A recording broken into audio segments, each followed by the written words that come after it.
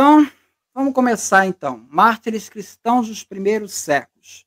Bom, essa apresentação que eu estou fazendo aqui, ela meio que complementa uma outra apresentação que eu fiz no canal do Álvaro, Álvaro Historiador. Tá? Ali eu já mostrei alguns argumentos, aqui eu vou tentar mostrar outros argumentos. Tem muita documentação. Bom, no Evangelho, ali em Mateus, aparece um texto que Jesus diz o seguinte: eis que vos envio como ovelhas ao meio de lobos, acautelai-vos dos homens, porque eles vos entregarão aos tribunais e vos açoitarão nas suas sinagogas, e sereis levados à presença de governadores e reis, por minha causa. E odiado serei de todos por causa do meu nome, mas aquele que perseverar até o fim será salvo. Então, veja, isso está no Evangelho de Mateus. O Evangelho de Mateus foi escrito ali por volta dos anos 80, 90, tá? Então, a gente já tem, muito antes de Constantino, muito antes de Eusébio de Cesareia, a gente já tem um contexto de algo que possa envolver perseguição. Já está meio que pré-avisado, né? Isso já está dentro do próprio Evangelho, ele já faz uma referência a futuras perseguições dos cristãos, textualmente. Então, não é uma coisa, a perseguição, e o próprio Jesus, ele morreu na cruz, ele foi martirizado na cruz.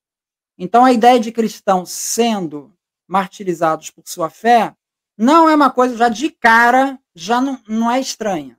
Tá? É uma coisa que está mais ou menos ali, de alguma maneira, prevista já nos documentos, nos evangelhos.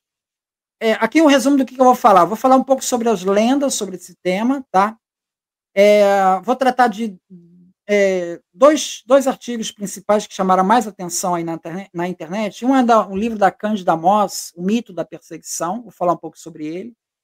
Depois é um artigo do Brent Shaw, dizendo que não houve perseguição aos cristãos na época de Nero, em 64. Falar um pouco da perseguição no tempo de Domiciano, das cartas de Trajano, a carta de Plínio a Trajano, depois a perseguição no tempo de Décio Domiciano e depois o Edito de Milão.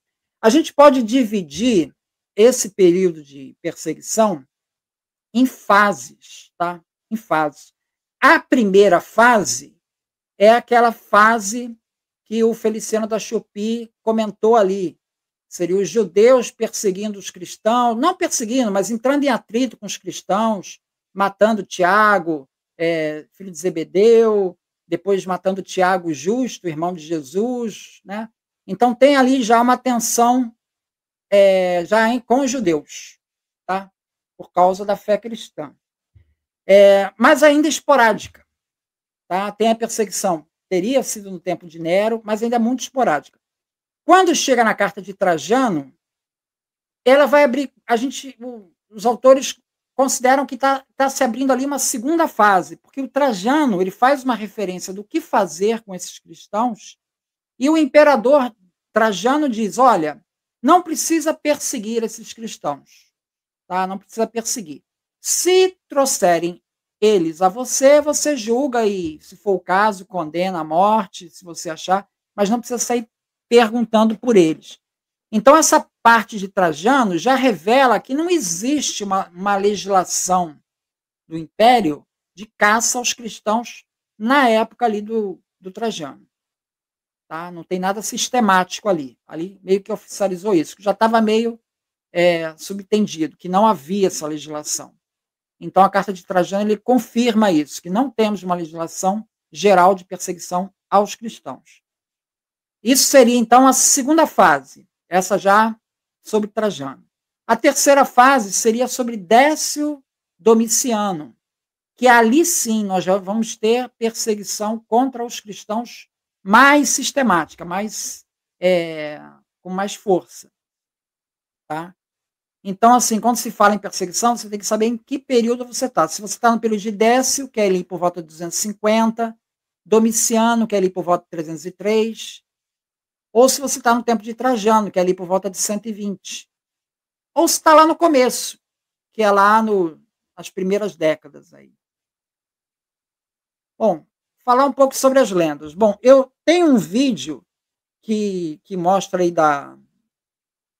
do Brasil Paralelo, que fala sobre a eleição do Papa, e ali ele fala, Pedro, ele mostra uma cena do que seria Pedro no que, ao que parece ser o Coliseu de Roma. Pelo filme ali, parece que ele está no Coliseu de Roma. E aí Pedro tem um diálogo ali com Nero. Nero pergunta para Pedro, Pedro responde, e depois Pedro é martirizado. Tá? Bom, essa questão ela é explorada em vários lugares, né, que Pedro teria sido morto no Coliseu de Roma. Isso não tem o menor cabimento. Isso não tem o menor cabimento, porque o que se tem de Pedro é que ele teria sido martirizado ali em Roma por volta de 64, 67. E o Coliseu de Roma, ele foi construído em 70. Ele foi construído com os recursos saqueados de Jerusalém. Quando Roma atacou e destruiu Jerusalém na guerra de 66 a 70, né? 70 foi o final da guerra.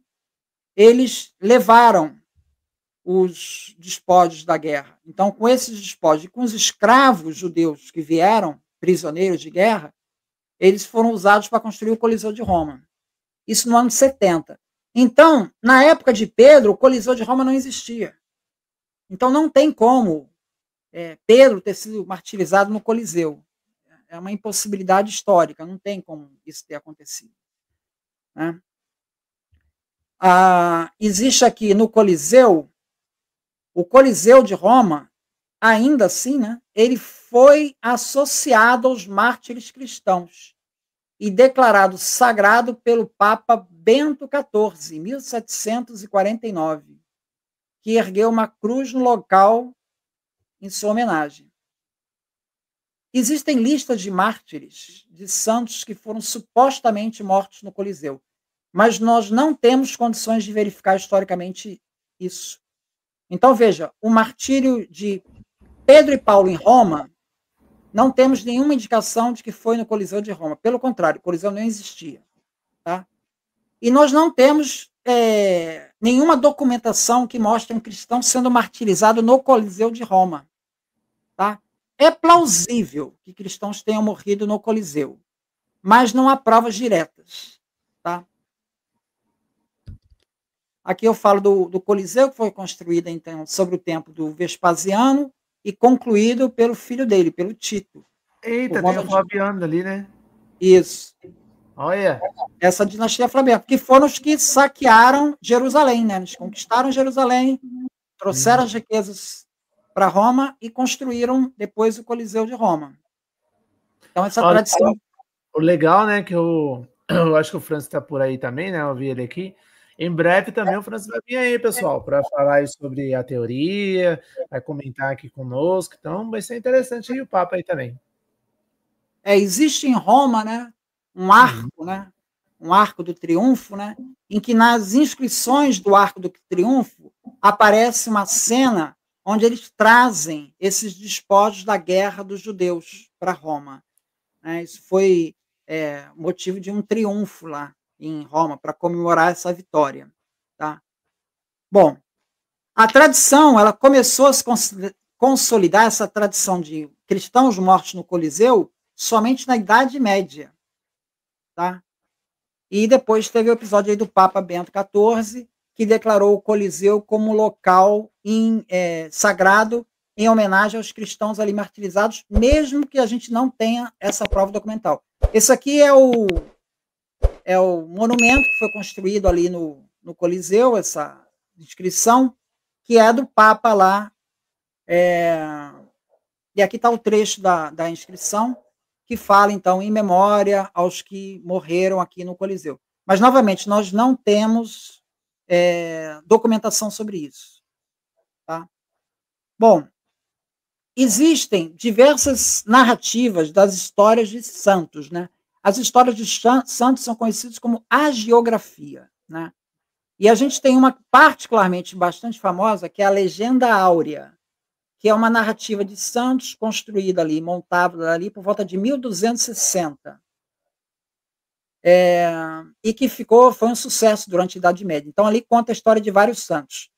Ali tem várias narrativas que são embelezadas, né? vamos dizer assim, com fenômenos sobrenaturais e coisas do tipo, tá?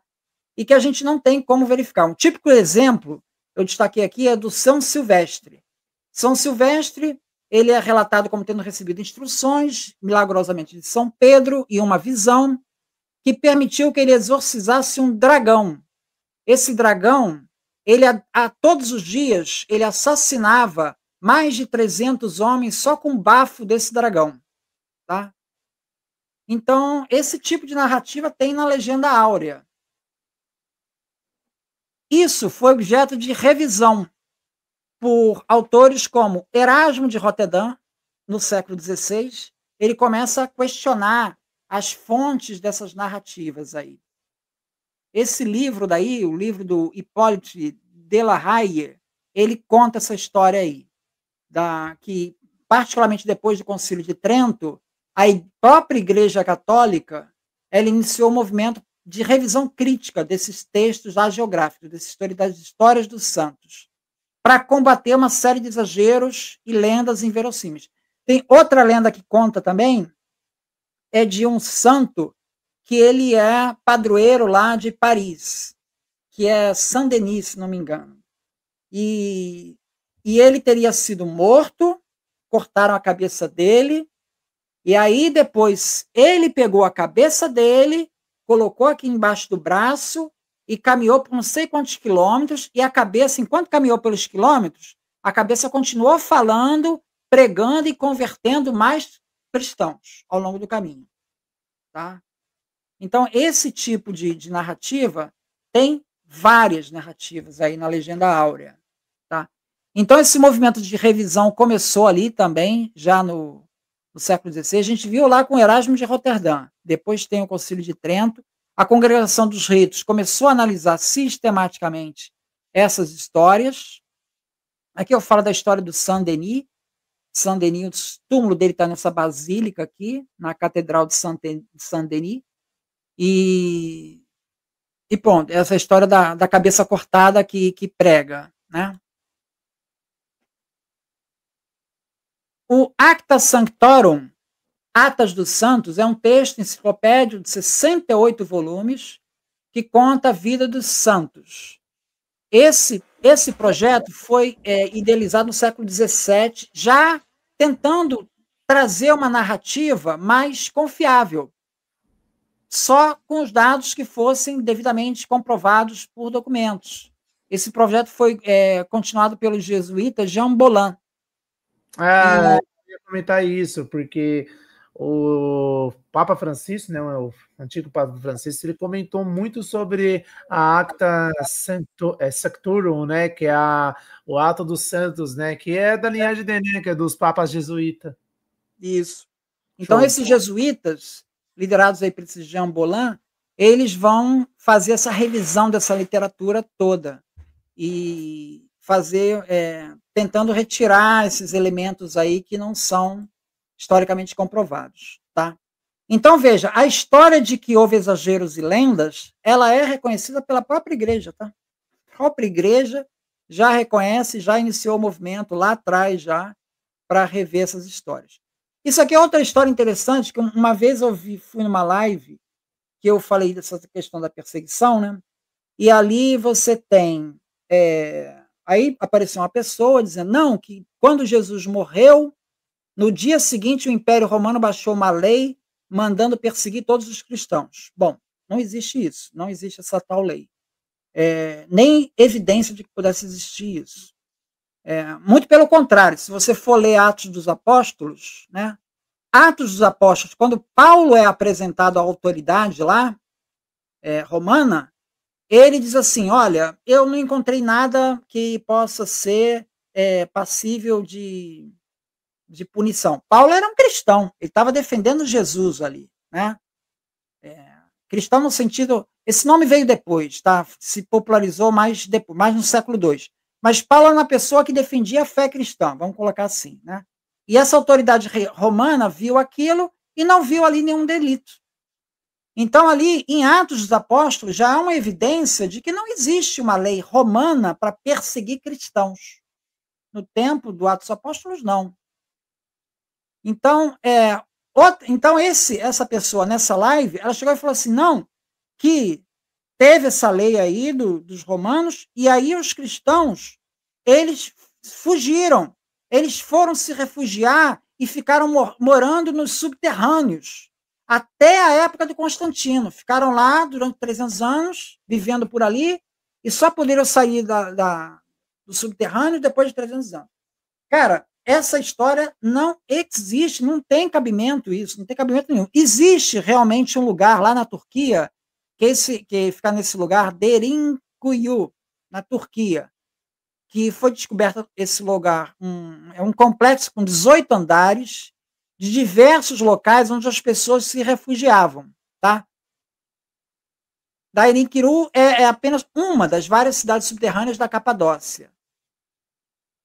Esse abrigo oculto provavelmente começou a ser construído 700 anos antes de Cristo. Então já era usado bem antes dos cristãos, tá?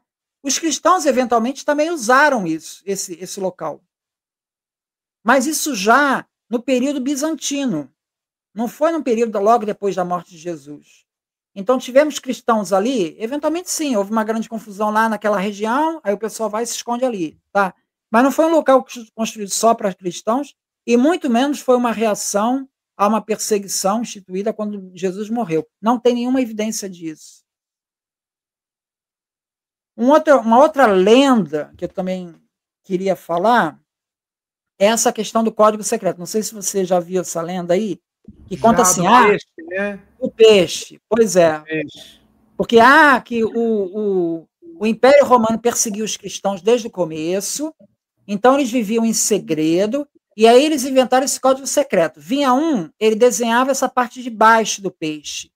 Aí, se o outro completasse com a parte de cima, estaria identificando que ele é um cristão, ele entendeu o código secreto, né? Existe um site, que é um canal na internet, que chama Religion for Breakfast, que ele é muito interessante, ele é um historiador falando, né? E tem um vídeo que ele fala sobre isso. E ele vai dizer que não, que isso é uma lenda.